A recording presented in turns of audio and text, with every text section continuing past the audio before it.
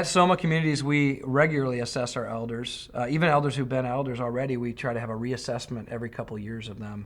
Or a new elder that's coming in to be an elder, we assess them. And we look at the basic requirements that we see in Timothy and Titus and in 1 Peter, and we basically say we expect that to be the case in the lives of our leaders.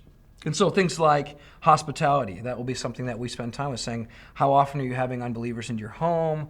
How often are you making space for people to be a part of your life?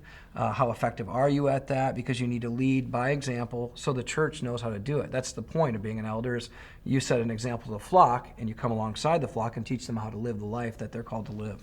And so you have to exercise hospitality. And one of the questions we'll always ask is, who are some of the people that are in your life that are unbelievers that would call you their friend? Because you're supposed to have a good reputation with outsiders, and you're also supposed to exercise hospitality, which is with those who are not necessarily part of the faith or the fellowship. And we'll even ask for the names of those people and ask if we can give them a call and find out how you're doing at being a good friend, at being a good neighbor, at being someone who has a reputation of a loving, kind person.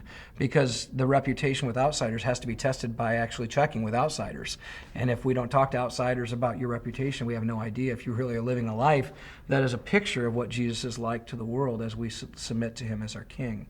So we'll do questions about hospitality, about how you're engaging with the lost. We'll talk to people that you are engaged with. We actually look at your finances and see how that demonstrates your heart for the lost and your heart for the gospel and your heart for the church. And we do a very thorough study, because what we're really looking for is, can you set an example, not just by your ability to teach, but by your ability to live it, so that you become an example to the body of what it looks like to be a person sent on the mission of the gospel in everyday life.